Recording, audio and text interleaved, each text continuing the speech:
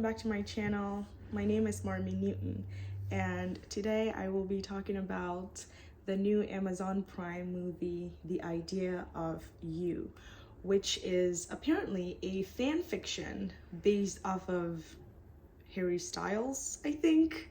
So let's get into it. First off, I would like to say that this movie is for all of you Wattpad girlies. All those people, in the 2010s, writing all those random fan fictions about being kidnapped by One Direction. This movie is for you. I think that people like that will have a lot to say about I think people like that will have a lot of things to say, a lot of opinions to say about this movie. What I would like to say about this movie, I'm gonna say in this video, so stay tuned. First off, I would like to talk about the name of the band. The band is called August Moon. I don't know if anyone else who has already seen the movie. If you haven't seen the movie, you might want to click off this video right now and go and see the movie first, just because my reviews tend to have spoilers in them. So you could kind of return to this video once you've already seen the movie, and then see if your opinions about the movie matches with mine and the things that I have to say about it. So yeah, like I said, I wanted to talk about the name of the band being August Moon. I don't know if anyone else who watched it heard that name and immediately thought of Austin Moon from Austin and Ally, the show on Disney Channel. But I don't know if the author, that's what she was trying to accomplish. But yeah, August Moon sounds a lot like Austin Moon from Austin and Ally. But yeah, and also the fact that the daughter Izzy was all like, August Moon is so 7th grade. I'm like so much older now. Like I listen to all these like female rock songs now. I'm like cool and edgy, and it's so funny because according to Wattpad, she is the prime #1 target for people meant to fall in love with people from boy bands or from One Direction specifically, because all the Wattpad fan fictions start with a random person who's not interested in the band at all, doesn't even know what the band is, doesn't know their songs, and brings reads a lot and brings her books everywhere with her, and it's probably like she would have the daughter was probably going to go to Coachella and bring like a book with her to read, and just let the band members know that like she's not interested at all, and she's not interested in Rory, which is apparently like her favorite member from the band, at all. I think that honestly we could do a spin-off. We could get a spin-off with the daughter, a different timeline maybe, with the daughter and Rory, and watch her like go and read all her books at the at Austin Moon's concerts. August Moon, August Sun. Yeah, she could go and read her book at their concerts and see if he immediately he sees her and immediately falls in love with her. But yeah, anyway. Let's continue with the actual plot of the movie.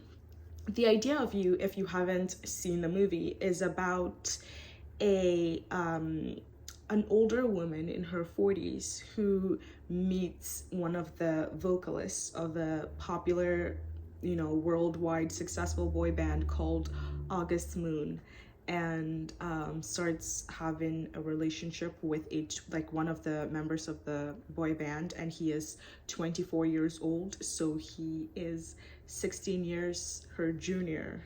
Am I correct with that math? Yeah, 16 years her junior.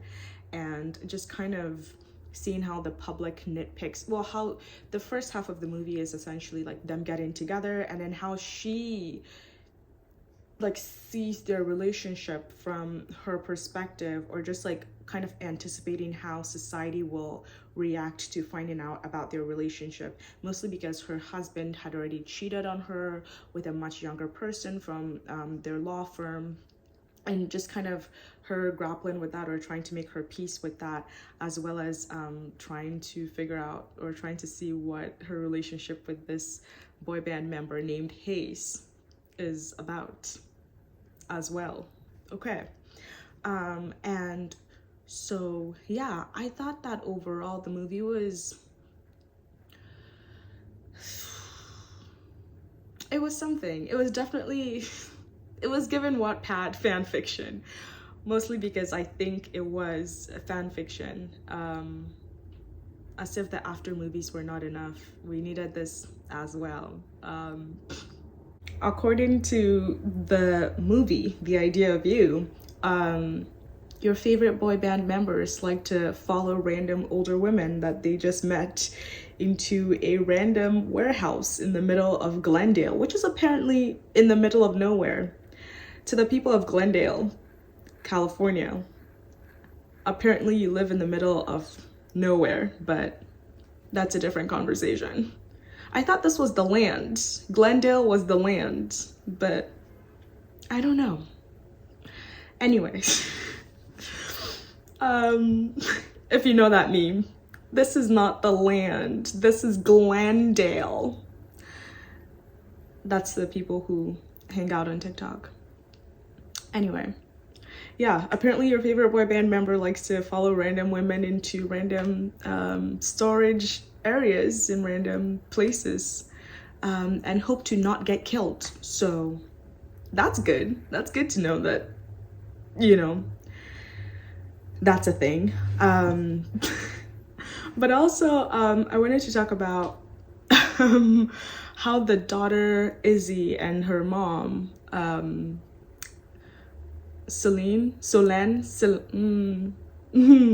need to remember her name.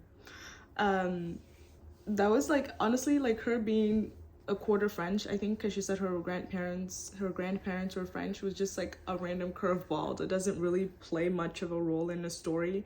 Maybe it does, because I know that the movie was based off of a book, and I've never read the book, so maybe in the book it makes more sense, and in the movie they just cut it out. I'm not sure, but yeah. Also, I keep trying to fix my color.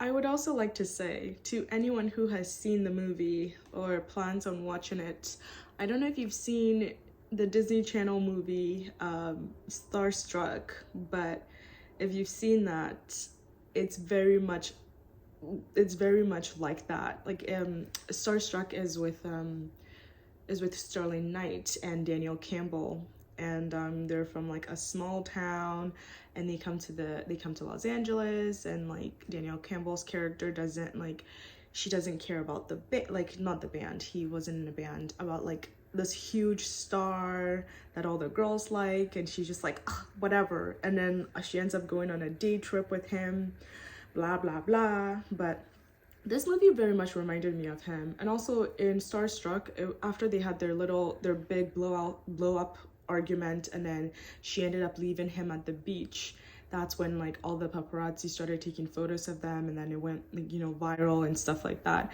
And well, this is 2010, I don't know if it went viral, but yeah, and then it got popular and people started talking about it. But it kind of reminded me of, the idea of you reminded me of that, because after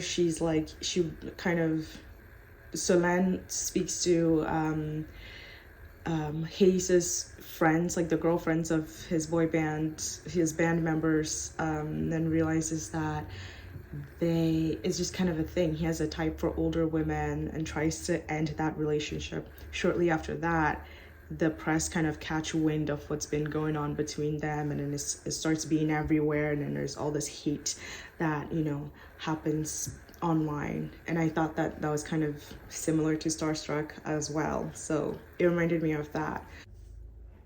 And I also wanted to talk about how sometimes, you know, there's all this kind of hate that gets spewed online about, you know, regular people just because they said something cringy or something odd online that people did not agree with, and people kind of go into their comment section and post all these mean things and they bully them. Sometimes they even ruin their lives for no reason, and how damaging that is.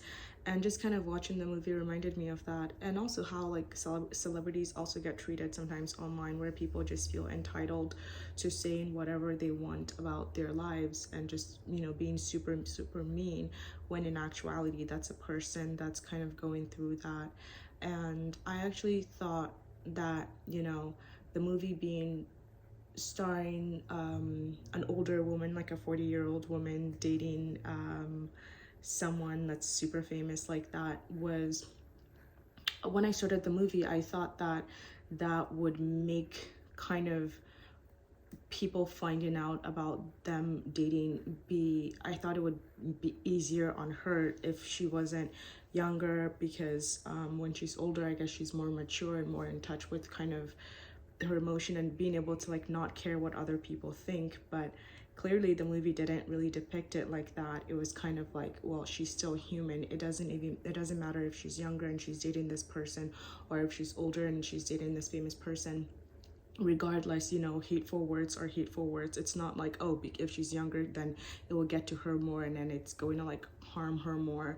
If she's older, then it's going to be like, oh, you know, I can brush it off. It's a bunch of strangers on the internet, you know, hurtful words are hurtful words regardless. So it's kind of interesting seeing that. It reminded me of, you know, just kind of, I mean, obviously like posting hate comments at any point in time is a terrible thing to do,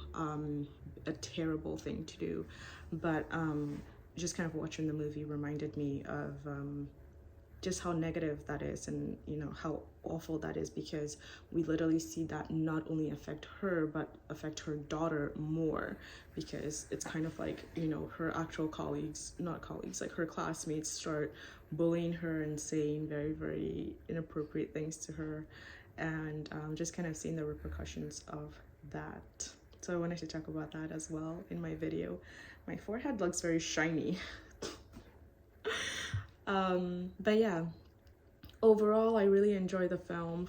For a while there I thought that the movie was going to end on a sad note, but it's kind of nice that they stuck to, you know, the rom-com structure, and even though the ending was very open-ended, it was still like, it was good, because we know that the main reason she broke up with Hayes is because it was starting to affect her daughter Izzy, and you know, as at the 5-year time jump, Izzy is so much older. She's out of college and she's kind of living her life in Chicago, and so it's kind of like now she's the only one who really needs to bear the consequences of her actions, as opposed to before where she had to think of herself and her daughter as well. Her ex-husband was not someone to think about. He was honestly a very sketchy person. I did not like him at all. So yeah, I do like that. I thought it was a cute ending, honestly.